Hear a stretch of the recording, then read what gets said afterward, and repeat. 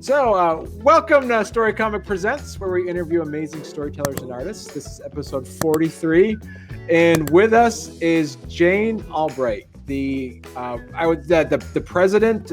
Jane is the president of the International Wizard of Oz Club. Jane joined the Oz Club so I get this right, 1971, and began attending the Ozmopolitan Convention. Is that? Yes, that's what we call the Midwestern Convention. Okay. And she served as the director, vice president, convention chairperson for a decade.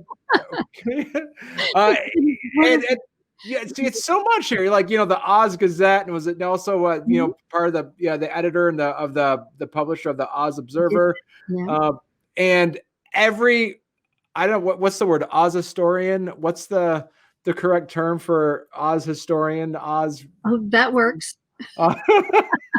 It's been 40 years, and I've just gotten increasingly involved. And whenever some new fun thing happens that I think would be a great idea, I'm usually just happy to jump on it and do it myself. And a lot of those things roll over to other people or change. But yeah, over the last 40 years, I've done a whole lot of really fun things with the club.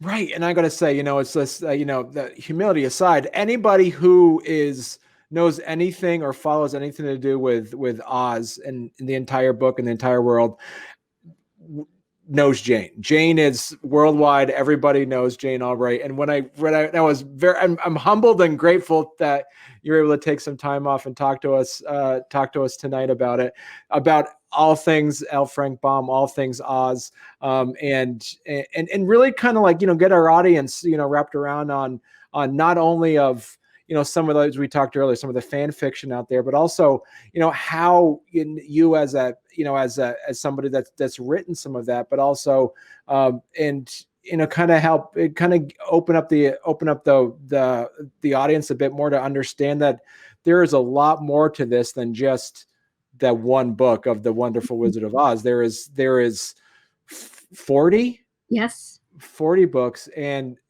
Baum wrote 14 of those, correct? Yeah. Okay. The Wizard sequels and a little collection of short stories, the Little Wizard stories. Okay. And Barney, I'm crazy. It's been 50 years. Saying 40. It's like, no. I was only 11. I'm 62. It's been 50 years that I've been getting increasingly involved in the club. Wow.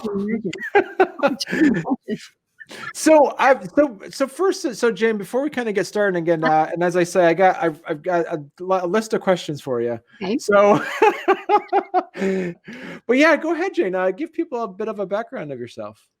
Okay. I am a Kansas girl. I was born and raised in Topeka, Kansas, and we had a handful of Oz books at home, about 12 or 13. I should go count them because I have them isolated on a particular spot on the shelf over there. And in third grade, a teacher read an Oz book to us that someone had loaned her to read. My mom had read them all to me before I was old enough to read. And then we had this new story that I was unfamiliar with in third grade. And I wanted to go back and find that story later when I was maybe 12 or 13. I read all of our Oz books. None of them were there. I ran down to McCarthy's house into the block and borrowed their whole shelf of Oz books, and they didn't have that story either. So I called the student who had loaned it to our third grade teacher and borrowed it from her. It was The Land of Oz, which was Baum's first sequel, and it just happened to be one of the Oz books we didn't have.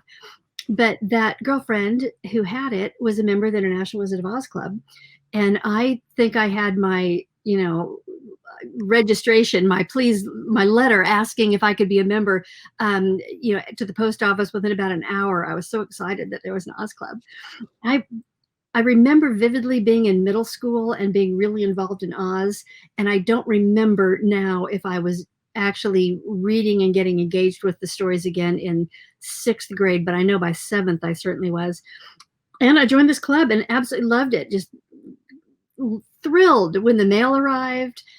Sometimes the bugle was over my head, but I read it anyway, and I enjoyed it.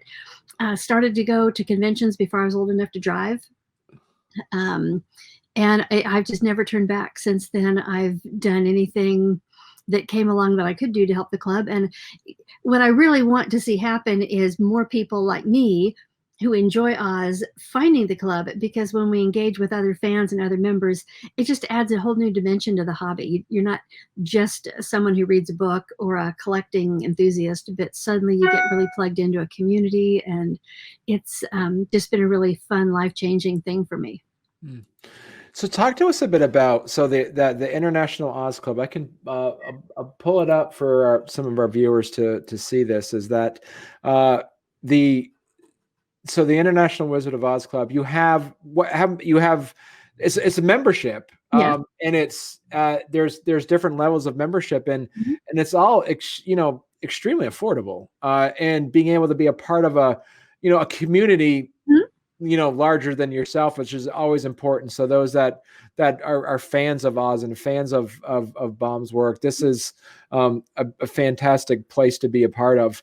And talk to us about, there is how many different publications that the newsletters that come out from this? We just mailed our autumn publication. It's called the Baum Bugle. Our club founder was 13 when he founded the Oz Club, and he named the journal the Baum Bugle, and it has changed greatly through the years. It was a mimeographed black and white publication at first, and now it's full color covers, of course, but this most recent issue we even have some color illustrations on the inside, which is not something we do often, but our editor had the opportunity to include some production artwork from Disney's Return to Oz that was in full color, and we just wanted to make sure we did that. And we always do some little project for children. David Kelleher, one of our members, just a few years ago started doing these, and he'll have some. This is a, get it right side up, Jane. Symbol, marionette of the Tin Woodman that a child could put together, or an adult. And the Oz Gazette is a little children's newsletter. The current editor presents it as if it is news coming from Oz, with Oz characters writing and contributing the articles. I used to edit the Oz Gazette back in the 1980s, I guess. And I'm particularly glad I did that, because today, the editor of the Oz Gazette, the editor of the Baum Bugle, our vice president, they were all children who wrote to the Oz Gazette back when I was the editor, and they've been engaged since that point in their lives. So I particularly want to keep involving kids more and more. We also publish books. We have an online bookstore of publications. We do an annual calendar that is actually basically a gift for the upper level memberships, which are opportunities to contribute money. We're a 501c3 organization, but our 2020 calendar celebrated the 1920s. And what I did with this one is I have different things that happened in the 20s that have continued. Like you had that map of Oz up a minute ago. The first map of Oz came out in the 1920s. Oh, wow. There was a color one that was inserted in, it was like a map on one side and a flag on the other side that was inserted inside Oz books for kids to have. And there was a black and white map that was distributed through newspapers as a coloring contest for kids. The first Oz game came out in the 1920s with the Wonderful Game of Oz. For our 2021 calendar, I'm focusing on the animals of Oz. And in that one, I've taken individual characters, animals from Oz, and have a way that they were, portrayed on a film, on a cartoon, on stage, in a collectible of some kind. And then the other thing I do, I just happen to have the 2021 sitting here, but I take all of those dates down there on the bottom. Let's see, what's today? November what? November 10th. Okay, we're recording this on November 10th. Let's see if anything happened on November 10th. I take whatever the theme is and I find whatever detail I can come up with. Not a thing. Oh, but Frank and Maud Baum their wedding anniversary was the 9th. Okay. And John Arneal, the illustrator, was born on the 12th. So I take different things that tie to whatever that year's theme is ordinarily, and I put that all over the dates, so it kind of becomes informative. We are a non-for-profit educational organization, so I figure any opportunity I have to share some factual educational information is something I should do. So talk to us. I thought one of the things you mentioned in the Baum Bugle has like fan fiction on there, has some things in there.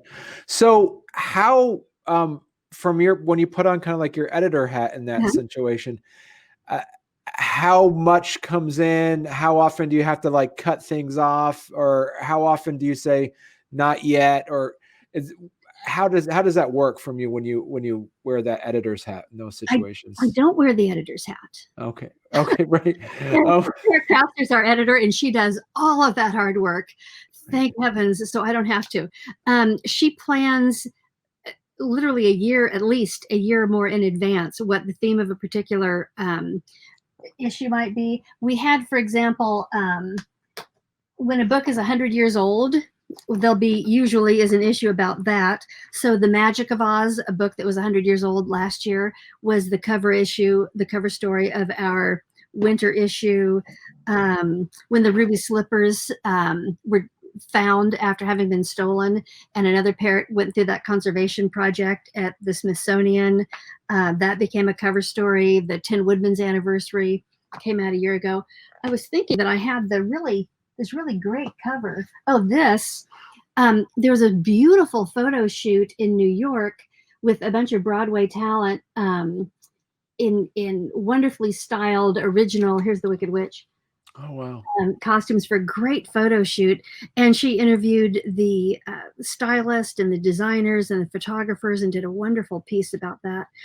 But this issue also has, we also have some news, things that are going on. The huge Broadway feature, the collectibles piece on Viewmaster reels, an article about a woman who almost was chosen to be the Royal Historian of Oz and opted not to take on that piece. The Lost Art of Oz talks about surviving original artwork from the Oz books that are in private collections. Project up right now in Holland, Michigan, where they've created these gorgeous bronze sculptures and a huge, massive living book in a park that has an Oz theme. So we had a report about that. Some college students who are studying Oz talked about it. I mean, it's just a really varied publication. There are book reviews in nearly every issue. We did not have them in the last issue because we had so much to talk about with Return to Oz that we ran out of page space. But Sarah plans a good year in advance to get the feature stories, the main stories, and then things come and go. The 2 and 3 and 4 and 6 page stories kind of may not come through on time, and we may scramble around a little bit to pull something else together quickly to keep it full. But right. And how often do you see also when people are ready, because you also have it like on your website as well, I think you have some people can submit some fan fiction, and there's some opportunities as well as that as well. I think. And I don't think I have an Oziana right here at my arm's reach. I'm so sorry. We have a, but I just got it in the mail the other day. We have a fan fiction publication that was started in 1971. Okay. Called Oziana, and it is short stories written generally by members. Oz fans tend to be members, but I don't know that that's a requirement exactly. And then they're usually illustrated by members as well. The editor of that publication, Marcus Mebus, finds people to illustrate stories that are submitted. We do an annual fiction writing contest. It's fiction, nonfiction, and art. We have 3 annual contests. Okay. And the winning short stories invariably are given to the Oziana editor for his consideration. Research stories that, are publication type material go to the Bon Bugle for that editor's consideration. We can't promise that anything just because it wins an award is necessarily going to be published, but the editors sure look at them to see if that's not what they want to do, and often as not, they are. And do you know, is it mostly, do you see some more of the stories have you seen that I've read are either reimaginings, or are they more expanding on the Oz world? The Oz world is so huge. There's this massive load of characters. People just, if you've seen the MGM film or you've read The Wizard of Oz, that doesn't even begin to introduce you to all of these characters that come into play by the time Riley and Lee quit publishing the series after 40 books. So a lot of stories are just some adventure existing Oz characters developed by others have in the land of Oz when something comes up. There are certainly people who write full-length novels who create and add new characters to the cast. But with Oziana, they're generally short stories based on some fun adventure some Oz character is off having. And what have you seen though? I mean, as somebody who is, what are some of the short stories that have you seen or read that said this takes it to a different level? Is there any stories that you've seen that particularly that just really kind of like made you, drop your jaw and say, wow, this is No, I don't associate that with Oziana so much as with right. the big ticket items like Wicked. Right. Okay. That completely created a whole new realm of Oz enthusiasm and interest with Gregory Maguire's work. So tell me where you're looking. I mean, you mean things that big, which is now the most popular stage musical and being made into a film and spawned its own sequels. There's a lot with those kind of books. Right. And then, look, that's a good question about that with the Gregory Maguire with Wicked. Was there in the Oz community, was there any Oz purists who said that is not how it should be? Was there any good discussions that happened on that? There's always people who are like, oh, I can't stand this. And then the next person loves it. And that happens with every feature film that comes out, when we had Oz the Great and Powerful that Disney did here not too long ago, or Legends of Oz, Dorothy's Return, Emerald City, the NBC television series that came out. There's just right now, I think it's called Dorothy and the Wizard of Oz, a Boomerang animated cartoon. Just a lot of material comes out about Oz all the time. And depending on people's preference, they love it, they hate it. For our club's purposes, we just try to embrace all of it. I mean, we want to encourage people to do creative, fun things with Oz and enjoy it at however they see fit. So there's a lot of that out there. Wow. And a lot of fan fiction. A lot of fan fiction. If you want to go to the Oz Index at some point, the ozindex.com, Blair Fidelius has literally thousands of books. Wow. That somehow tied to Oz. They might be fan fiction, sequels, prequels, then also like the self-help books that the spiritual awakenings of Oz kind of stuff that people are out there doing, whether they're trying to study business principles or, there's just all kinds of books where people have taken an Oz theme. And then well-known writers, Philip Jose Farmer's Barnstormer in Oz was, he's writing an Oz book. So just the other day on Facebook, someone brought up Stuart Kaminsky's A Murder on Yellow Brick Road. There's a lot out there. Right. That is, I never thought of it. I'd be curious to see some of these, like these different genres of books, but then having them be based off of, like, just said, like a guide to business, like, there's novels. I remember seeing one, Lord Keir of Oz, with this, typical romance cover, man holding this woman across his arms. It's like, what in the world? There's everything. There's just every imaginable. Why can't I say it? The Wizard of the Wild West. There's a comic series that's a Western thing, that's original graphic novels that are just wonderfully fun and in a lot of ways really true to Oz. We've got it all. Right. I'd be curious to see if there's ever been like the H.M. Wogglebug Guide to Business or something like that. Or I don't know about that, but there was an H.M. Wogglebug line of little girls' clothing. Really? Yeah, I saw an article about it somewhere, interviewing the owner, who did absolutely say, oh no, it's H.M. Wogglebug TE from the Land of Oz. So I promptly ran out and bought clothes for my little girl. Fortunately, I had a 2-year-old then. She's 24 now, so good. But there was a Wogglebug line of clothing. The Wogglebug character was wildly popular in the 1904 period. They had a Wogglebug game of conundrums, Wogglebug lesson cards, Wogglebug trading card. There were like 4 different versions of little Wogglebug games based on little paper card whatnot. The Marvelous Land of Oz was promoted with a comic page called Queer Visitors from the Marvelous Land of Oz, and the Wogglebug book was a character. Most of them ended with, what did the Wogglebug say? There was a lot of Wogglebug going along there for a while, but no business principles. No. So I want to talk. So yeah, at his university in Oz, students don't have to take these boring classes. They just swallow a pill and they learn whatever lesson that they would have learned studying that topic, and then they get to spend all their time playing games. Right. Yeah. And I love his origin. Like he was like under a microscope, a projected microscope or something, and then Yeah. he stepped out of it. Screen, and he just steps right off of it. And Yeah. So let me ask you. I got lots of questions. This is fun. I want to ask you. It's so. What would I want to pull up for? Because a lot of the people that watch or listen are build worlds. They're like either making their own fantasy novels and stuff like that. So let me ask you: is like out of this entire land of Oz? This is for those that aren't familiar. This is the entire world.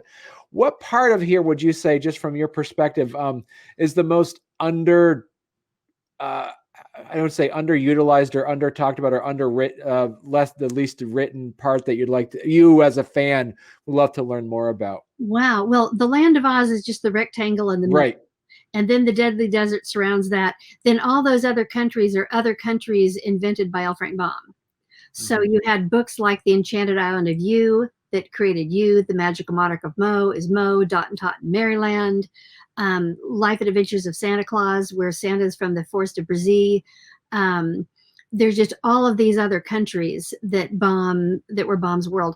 Probably Oz and The Life and Adventures of Santa Claus are the most thoroughly explored. Let's put it that way.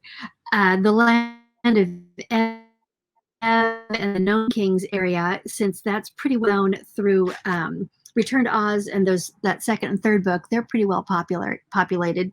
But yeah, like if someone wanted to pick a land and what can I do with it sort of thing, they'd have to start, of course, by researching what Baum's already done with it if they want to be consistent with him. Huh, good question. I don't know that I have an answer. Let me put on my reading glasses and get closer to it and see what I can find. Quack was a wonderful dragon. Oh, Rinkatink. Now there's a thought. Rinkatink and Oz was sort of a one-off book where Baum wrote this book about King Rinkatink, and then the publishers wanted him to make it an Oz book, so we kind of tacked Oz on at the end. Land of Ev, Boboland. I don't even remember Boboland. Isn't that sad? And the Forest of Brazil down there, that's where Santa's from. Okay. And just from geographically speaking, correct me if I'm wrong, but isn't that supposed to be like somewhere in the Pacific is where this whole place is, or? I'm afraid we can't nail that down. No, Baum didn't really. Okay. Okay. All right. But Dorothy walks to Oz in the road to Oz. She walks from Kansas to Oz without having to cross any oceans. Wow. Okay. And then there was also the one where they went underground. Yeah. I love that one. Dorothy in the Wizard of Oz, an earthquake opens in California, and she drops down into the center of the earth and works her way back up. Yeah. She's shipwrecked in Ozma of Oz on the way to Australia. Right. And winds up in Ev and makes her way to Oz in that story. But so obviously it can't be across an ocean if she walks there from Kansas. Right. That's right. When it with the Raggedy Man, Shaggy Man. Yeah. Yeah. And Button. Now you're Button Bright. Now you're reading these stories to your children, right? Yeah. How do you as a dad deal with telling your kids, now when the Shaggy Man comes wandering around and asks you directions, don't leave with him? Yeah. There was stuff in the Oz books that were, set turn of the century where things were a lot more innocent. It's like, you can't be letting your kids think, oh yeah, just help him find Butterfield. They had so Baum. Let's talk about Baum for a second here. He wrote is that basically he wrote the first one, but was he always planning on writing these sequels? Because it seemed as though, like in the introductions of each book, he said this is the last one, and then people like, well, what about this? And he kind of, to a point, he just kept writing more and more because that's what the public demanded. Is that how it went? It was kind of a cross between what the public demanded and what his pocketbook demanded. Right. He actually made money and was a successful children's writer. And all of the other things he attempted to do were not as lucrative for his family. And he had a wife and 4 boys to support. So he kept coming back to writing, and he kept coming back to Oz. His first real success was The Maid of Erin, an Irish melodrama, when he was in his 20s. Okay. and he starred in it, and he wrote it, and he wrote all the music, and it toured the country. The one time he was in Kansas was when he was on a train coming to spots around Kansas to perform in the Maid of Erin, and he loved that, the accolades of the applause, the crowd loving and reacting to this musical just really did it for him. And then that happened again with The Wizard of Oz. It brought huge Broadway success in 1903. It had premiered or previewed in Chicago in 1902, moved to Broadway, ran for, I'm going to say 7 years, 3 companies toured the country. It was just this huge smash success, and that's what made him incredibly wealthy by the standards of the day. And then it's 1904, and everybody's in love with this musical, so he wrote a sequel to take the Scarecrow and the Tin Man, who were basically the leads of the stage production. Dorothy was too young a character to be like a romantic female, and they didn't want to be a children's story, so there were a lot more adult elements in it. But the Scarecrow and Tin Woodman were the vaudeville stars who really carried the program. So he wrote The Land of Oz as a sequel about their adventures.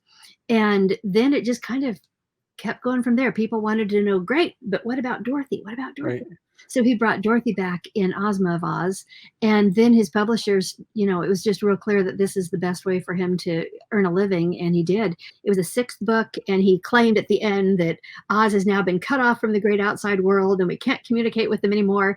And that was going to be the end of Oz. And he wrote other books for 3 years before coming back to Oz, because just an endless stream of letters from children, among other things, just insisted that they needed more Oz. And that was it. It was always more Oz, more Oz, more Oz. You and I mentioned earlier when we were discussing off screen that the MGM film really changed that. Right. Because at the end, it's a dream. So, in the books, it's a very real place, and you can always go back to it. Right. So you have these continuing adventures of different people coming to Oz, and Dorothy returning over and over until she eventually goes to live there forever in Emerald City. She takes Aunt Em and Uncle Henry with her to live in Oz. It's a real place. But with the MGM film, suddenly it's a concussion-induced dream, so it's a little harder to take Dorothy back. Right. And so Baum wrote his 14th book was published post, after he passed. And so then Ruth Plumley Thompson, is that how you say it? That's it. She wrote after. How did that work? Did he handpick her, or was that the publishers say, we want you to continue doing this? Or how did that transition happen? The publishers entirely made the decision to hire Ruth. She had been writing a children's page for the Philadelphia, I'm going to say North American, and hope it's not the Philadelphia Inquirer, a children's page for a Philadelphia newspaper. Let's put it that way, and I know I'm safe. And it was very successful and very popular, and the publishers felt that they saw in her writing for it the amount of whimsy and creativity that they wanted in an Oz author. And she was familiar with the Oz books and was willing to take them on. So they hired her, and the Baum family approved the selection, and she wrote 20 Oz books, more than Alfred Baum himself had written. And so one of the things is that this is before, and this is to kind of from a historical perspective, this is before the fantasy genre came, before this in the 1900s and stuff. This was called was it like Fairyland books? What was the genre that they called this? Was it? I can't answer that question. Yeah. This was before, because, the modern day, when we think about fantasy novels with elves and dwarfs and stuff, that was kind of like a Tolkien-esque thing that was kind of created.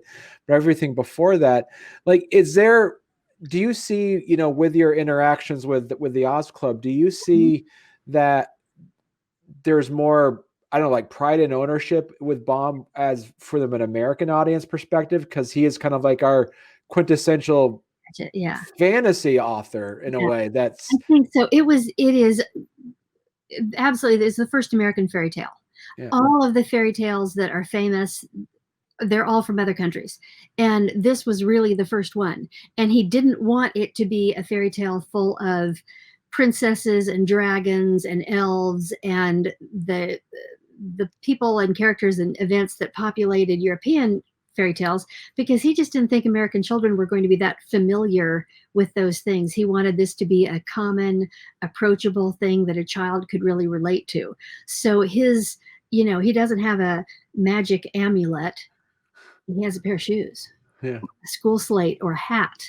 A charm is Dorothy's kissed on her forehead. By the time you get to Ozma of Oz, and an egg is poison to the Gnome King. The whole story comes to its climax when Bellina can lay an egg. He just makes all these things that are just so understandable, and any child would, at the turn of the century, would know what a scarecrow and a lion. You may not actually have lions, but nonetheless, that was an animal they understood. It wasn't a fantasy creature. And he just made very believable stories that you could understand what was happening without having to run to the dictionary and look up terms. Hmm. And so do you see, because that was the other thing too, is like, where do, with your, with your research and stuff, did you get any ideas of like some of the creatures in Oz and the land surrounding it are completely and utterly bizarre. Like have you been in research to figure out how he got, some of these ideas that he came up with for some of these creatures that, I don't know that there's any documentation or any interviews that he ever did where he said, but he just had an incredible imagination. We know he told stories to his boys when they were young all the time. He was just always a storyteller. So I'm sure there was a lot of input from children. We do have every reason to believe that he saw things around him that he incorporated into his story. So like the Woozy, who is a great character, he's square, cubist, has a cube block head, a rectangular block body, a little squarish tail and legs. There are 3 hairs at the end of his tail that are needed for a magic potion, magic charm, in the Patchwork Girl of Oz, and they have to find the Woozy, and he shoots fire from his eyes when he gets upset. That's also important. I think there's some crazy line that he eats honeybees too, although I don't know if you can quote me on that one. But he describes this blue boxy character. And then when Baum made his own movies, because he had the Oz Film Manufacturing Company and made Oz Films in 1913, silent, black and white, obviously. But in it, the Woozy is a man wearing this costume. So it's a great big, like a horse-size animal. But in the books, it's described and illustrated as more like a sort of a dog-sized little animal. The only way we know that in his imagination he was picturing this animal much larger was because we saw how he put him on the screen in The Patchwork Girl of Oz in 1913. There are lots of interesting animals. He also took different animals and put parts and pieces together. The Kalaidas or the Limonigs or different characters will have, the bodies of the bear and the head of a tiger and, or the head of a lion and wings like an eagle. So he had a little fun with that. The flying monkeys, of course, are another version of that, putting a few animals together to come up with a new ingenious one. Mm. And the other one too is like one of my favorite books so far was the Wonderful Wizard of Oz, where they go underground and come back up through, and that land where they're all invisible people. Do you remember that part? Yeah, this is Dorothy and the Wizard in Oz. Yeah. Yes, Dorothy. Yes, I'm sorry. Yes, Dorothy and the Wizard of Oz. Yes, yeah. That one was. That has been crazy. Was that the book where they had vegetable people? Yes. Oh, hard. People with vegetables growing. They're crazy. In I think it's Lost Princess that we find the rose garden where a person is grown, who's like you pick them as a rose. There's all kinds of ingenious things that he did throughout the series. I mean, was there ever any comparison? Because he was around the same time, I think, as with Lewis Carroll. Was there any comparison between the two at all? I haven't seen a lot that actually traces back to 1900. Today, right. That's a common sort of thing to do. People are always, comparing one form of literature to another. It's a little bit different because, to me, the difference is Alice's adventures are completely bizarre. Mm-hmm. They're just completely unrealistic, where in Baum's Oz, everything is absolutely believable. you'd have every reason to believe that, yep, you're going to walk up to these mountains and they're spinning around and you're going to bounce off of them to get through, or whatever thing that he's come up with. He manages to have such a strong sense of place, and it's so descriptive and so natural feeling that you absolutely would believe that this would be possible. Right. That's a good point, where like there's like, if you think about the Lewis Carroll stuff, like everything is nonsense and everything is outrageous, where we're under Baum's world, because he made it very, as we said earlier, he made it specific, like this takes place in our world. So the laws of physics still are in place. It just depends on who you meet. And it's completely normal to meet all these porcelain teacup people, it's like that's how it is. Have you been to Emerald City yet? Yeah. And it was like you're visiting all these little communities. There's people that are giant jigsaw puzzles that get upset and fall apart and have to be put back together to do their jobs. And there's a whole community of living paper dolls that have living little paper houses. They're all cut out of living paper. He was just an extraordinary writer and had an imagination like nothing. But I think even that, every kid knows how you make a paper doll.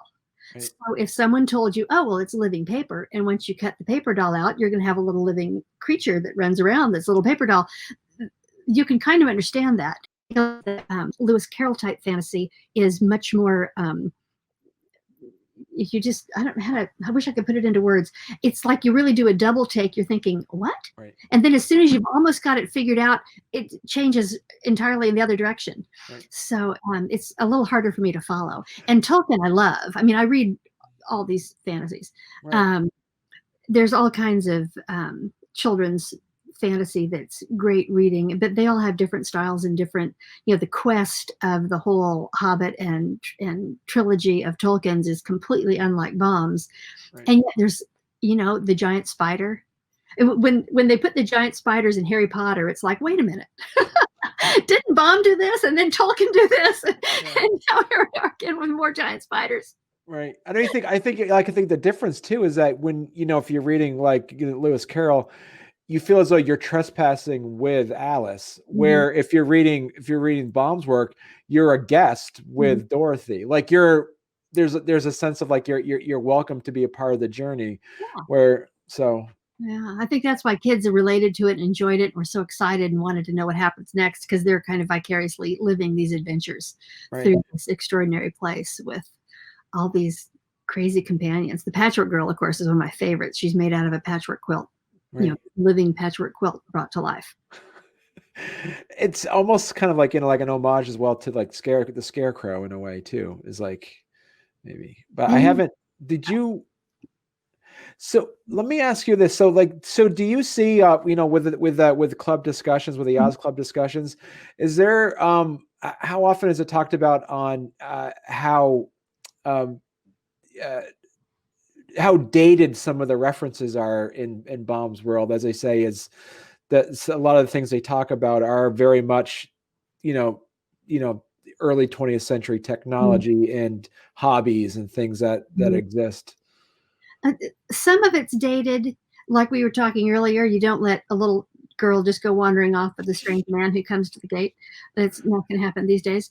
But he also had all of these technologies like the magic picture, where you could see anything happening in the world at any time if you just walk up to the picture and ask. Well, that's pretty darn close to what you and I are doing. Very internet-like to think that you can sit on and ask for what you want to see, and voila, there it is. A lot of the things that are presented as magic in Oz are things that are kind of technologically real today. I wonder if you were a kid reading them today, things that you just take for granted, you might not see as much magic in them. Oh, this reminded me of a funny little quirky thing once. There's an Oz book in which there's a giant white rat named Piercy, Hidden Valley of Oz. And I'd read it and hadn't even realized this, but Piercy's shtick is he speaks in slang. And, it's like saying, oh boy. But at the time, time, it was all very slangy. And somewhere in later in an Oz book, I read some reference from the day of Piercy's slangy ways. And I thought, oh my goodness, that was supposed to be, setting it in a time period by the way this giant rat expressed himself. I wouldn't have even realized. There's certainly vocabulary. There's some vocabulary that's racist by today's standards. You absolutely would not use those terms. End of story. Not going to happen. And they're still in the Oz books because, you can edit references like that out, or you can leave the book as is and try to explain the context. The same situation most commonly associated with Mark Twain. But so there's a little bit of that that's dated, and quite often the costuming, like you've got these little girls, they're always wearing dresses and knee socks and these little pointy shoes. I saw right there behind you, you have the omnibus of Scotty Young's illustrated Oz stories as they were rewritten by Eric Shanower. Now, you're not going to find a more faithful, purist person to adapt the Oz stories than Eric Shanower, who gave Scotty these detailed descriptions of exactly how to draw the hardware on the door because he wanted it to be correct. But Scotty has totally fresh, non-Victorian looking characters. Right. Yeah. And Eric has done the same thing in his own graphic novels. He puts, Dorothy in bathing suits and fun fur jackets and jeans, and you can update the characters with some wardrobe differences. A lot of kids would be looking at, these little boys in sailor suits, and a lot of that does date the story, but it doesn't really take away from the wonder and the fantasy and the sense of adventure and those kind of, they're really what strike a kid. Right. No, I mean, I'm not to say, for those listening, there is literally, I would say it's the tip of the iceberg. If you just know, and if you know Oz just by the Wizard of Oz, there are scores and scores and scores of other lands and characters, and there's so much behind it, and giants and dragons, and I mean, just all kinds of things that you don't realize unless you actually read all the books. Right. Yeah. And so where do you see, as you say, talk to us briefly about also is that there is the main, that 14 books that Baum wrote. And then there was, what would you also say is considered quote unquote Oz canon as with the other books? Are all 40 books considered this is legitimate? Yeah, the same publishers published them. They chose the authors. Okay. One of them, Who's Who in Oz, is actually a Who's Who book. It's not a novel. It's not a narrative. It's descriptions of all of these different characters. But all 40 of the Oz books are considered the famous 40 or the canon or the core series. There are plenty of people that don't like Thompson and the later authors. I mean, they read Baum and that's all they want to read, and that's the end of the story. And that's obviously every reader's prerogative. But Thompson just, her characters are, one of her very first characters, Kabumpo, the elegant elephant, is just a lovely, fun character who's off on this adventure trying to find a princess for the prince of his kingdom. He's great fun. She just really created some fun, engaging characters. She also wrote more boys into Oz. Baum's main characters were primarily girls, and a lot of Ruth's were little boys. So suddenly we have Peter and Speedy and Number 9 and more little boys in the action, which is kind of fun because the books are read by boys and girls equally. They're not gender specific. That's true. Even the second book that had a star with a boy turned out to be a girl at the end. So, and it's interesting because people have presented Ozma as the first transgender character, although I don't know. You can't even use the terminology today because she was born a baby girl, and she was transformed or hidden as a boy all these years. Then she went back to being a baby girl. So she just kind of got all kinds of interesting identity going on there. But I think it's really fun for the Oz books appeal to everybody who starts reading them. I mean, kids that start reading them, you can see yourself in them if you feel different in any way. There are all kinds of characters who are unique and different in Oz, and they're beloved. They're not rejected or lonely. They're the characters who are honored and revered by everyone all across Oz. And I think that really helps a lot of people feel like if those in Oz all belong. So as little kids growing up, you want to belong. And I think Oz can give people that sense of this, I found my people. And there's so many, like you said, as children's books go, there's so many good positive messages in there. Like everybody has gifts to share. Being different makes you special, and it makes you, there's so many good messages throughout that. So let me ask you then, Jane, what would, just from a personal perspective, is there any particular background character that you've always really liked, that you've always kind of took a shine to out of some of the more tertiary characters? I think my favorite was always the Patchwork Girl. Is it? Yeah. The book of most of the Oz books, and there's so many exceptions, but we don't want to spend 2 hours talking about it.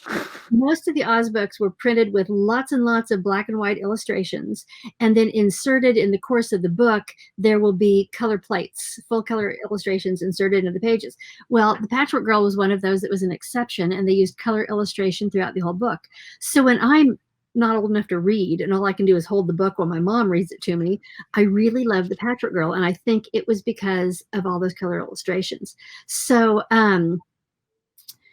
that probably was the first thing about, and since then I just really come to love that character. She's a living doll made of life size, made of a patchwork quilt, and she was made to be a servant, but Ojo sees her being made, and the woman making her is tipping into her brains all of these, obedience and servitude and humility and all this stuff. And Ojo sneaks over and gets all these other things to dump in there instead. She's all disobedience and speaks in poetry and off doing cartwheels. And, she's just this very crazy, fun character. So I've always particularly liked her, I think. So we're knocking on an hour already. So this was brutal. Yeah, that was quick. So I'm sure your chicken dinner's cold by now, Jane. I don't think you've picked up your list of questions yet. I would look through. So I kind of wanted to ask you as well, just for the sake of the listeners and the viewers, is where can people, if they're interested in learning more about the Oz Club, learning more about, because you also have, and you mentioned in one of your previous interviews that you usually have a few weeks a year that there's conventions, there's something going on. And so, as we pass through these COVID times, and there'll be more things, you did mention that you always kind of keep them, it's a moving convention. So they're in different parts of the country. So where can people find and learn more about the Oz Club? I'm so glad you asked. Our website is ozclub.org. I do have to tell y'all that our web site just absolutely went down in flames at the possible moment earlier this summer, and our webmaster has done his best to take most of the content and get it in a template that would work so it could be up. And we are in the process of completely revamping our website. So it may be looking quite different here by the end of the year, spring, but ozclub.org is our website. We have an online shop that is shop.ozclub.org, and ozconvention.org used to be where you went to register to attend one of our face-to-face in-person conventions. And we would have biographies of the presenters and talk about the program and do stuff like that. And then we had COVID.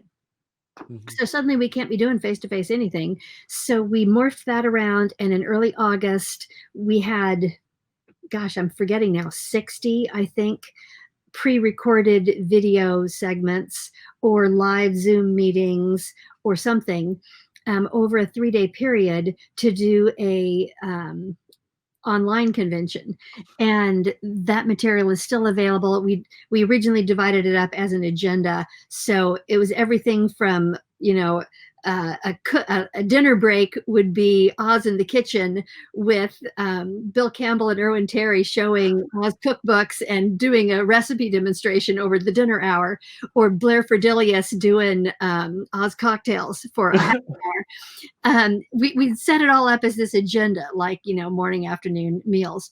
Now it's divided up by talks and tours and panel presentations and different things, but it's still all available at ozconvention.org.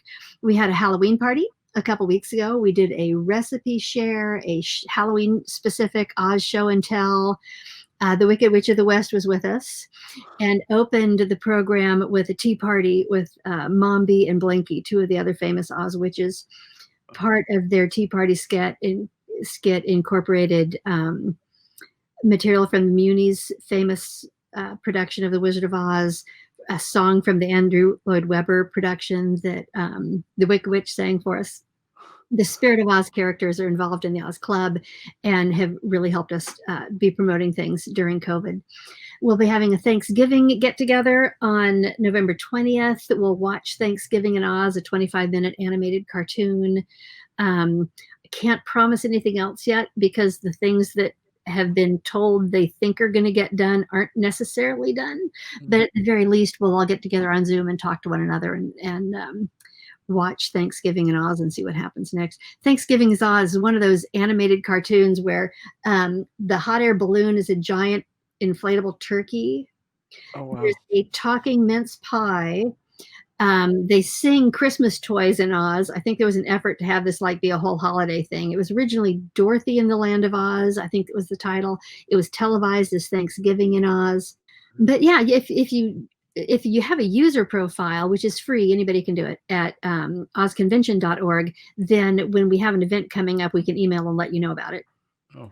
I did a crowdsourcing thing to raise money for our August convention when we needed to go virtual, because we had to have a graphic designer. We had to pay for URLs and security and hosting space. I mean, we couldn't do it completely free. And in 48 hours, I raised, thousands of dollars, and it's like, oh my gosh, we can do this now. So I need to keep that site free for quite a while, so all the people who helped support it can participate. But at some point, we'll probably roll that into a members only type thing. So when you're a member of the club, you can get together and do virtual events with us too. But right now, it's open to everybody. Wow, that's amazing. We'll have a Christmas party. I'm sure we'll have to do something with the life and adventures of Santa Claus, or a Christmas show and tell, or recipes, different things, whatever's fun to do for the party. Food, talk, entertain, Yeah. Well, this is great. It's amazing to see such a strong and a strong and close community of that follow this and just are really passionate about the world that Baum created. And I need to throw that out because I haven't even mentioned it. When we did the To Oz thing, which we called our August event To Oz, as in To Oz, To Oz. So I wrote all of the other annual events and groups that had to be canceled because of COVID and asked if they would help, and they all did. So we had the Oz Museum in Wamego, the All Things Oz Museum in Chittenango, New York, that host, respectively, Oztoberfest and Ozstravaganza every year. Huge public festivals that are an important part of their community's economy and help keep their museums going. And asked them to help with content. OzCon, a West Coast convention that is an annual event. Autumn in Oz, the Banner Elkland of Oz Park in North Carolina. They certainly joined us. Facebook groups, the Wizard of Oz Collectors United, the Everything Oz group. There's a festival forming in Ohio. They help. Now I'm going to forget people. The Gage House, Alfred Baum's mother-in-law, was this incredibly important leader in the suffrage movement, and her home is a historic site. And Gage House joined us. I think I wound up with 13 or 14 different organizations who were all helping and providing content for that weekend, because all of us love Oz and we're all in have our own focus or part of the country or something. And nobody was able to do anything this year. There have been as many as 15 annual festivals at this point that people can attend around the country, and 2020 had none. Wow. Yeah. Yeah, it was different. Yeah. Different. And I think, I say like one of the I guess to say one of the hidden benefits is that doing it virtually, it becomes more accessible to a larger audience as well. Absolutely. And Yeah. our in-person convention was supposed to be in East Aurora, New York, where W.W. Dinslow was a member of the Roycrofters Arts and Crafts community. So we'll be there this coming August instead. We just basically lifted the whole program and pushed it out a year. Yeah. Well, there's so many things we didn't even start to talk about, Barney. Did we talk about Dinslow live? No, I don't think we did. We might. Yeah, we're gonna have to probably do another episode one of these days and just talk about the Dinslow stuff. Yeah, he wanted me to talk about my own short stories. I've written a few of them in time, which are always great fun. I can't remember what else. There's just more ground to cover than a person can. But I know. if you're getting immersed in something, I'll do that too. The whole third floor of my house up here is my Oz collection. I had a curator come up here once and say he thought I probably had 30,000 things. Yeah. And it's like, and he meant that. He was trying to give me a rough estimate. It's like, that's a lot of things. It's just a really fun hobby. Right. Lots of diversity, lots of interests that you can have. Had a great live when the Wiz Live was on TV here a few years ago. Had a Wiz watch party and had everybody come. Friends flew in from around the country. We all watched the Wiz together. There's just no end to what you can do with it if your heart's in it. Good. Well, thank you very much. And yeah, I think Jane, we probably have to get you back on another time and talk more about Dinslow and your short stories that you wrote too. So yeah. Whatever you like, I'm always available. I usually start presentations thanking people for asking me to talk about Oz. I usually ask to stop talking about Oz. So check out Jane's work. She, go to ozclub.org. You get the President's Corner in there and everything. And ozclub.org. Check it out. And through there you can, and she, as Jane mentioned, you got the convention site, you got the shop site, and eventually it'll be all in one place. So thank you very much, Jane. This has been a pleasure. Enjoy reading Oz books to your girls. I hope they like them as much as I always did. Yeah.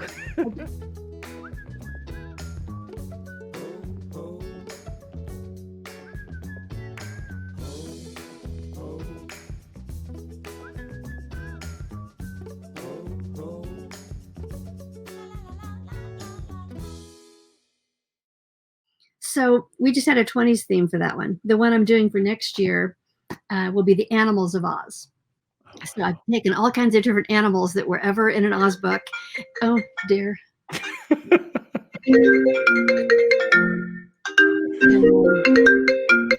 I'm so sorry, whoever that is. I can't talk to them. Let me just turn it on. We'll edit this part out. Don't worry, Jane. It's sorry. fine. I know you can. Thank heavens.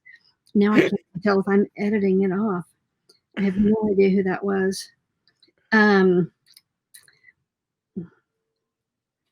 They're silent. That'll take care of it. Sorry. Okay. What I was starting to say. Let me see if I can give you. You're talking about the animals of Oz this year. Yeah. Yeah.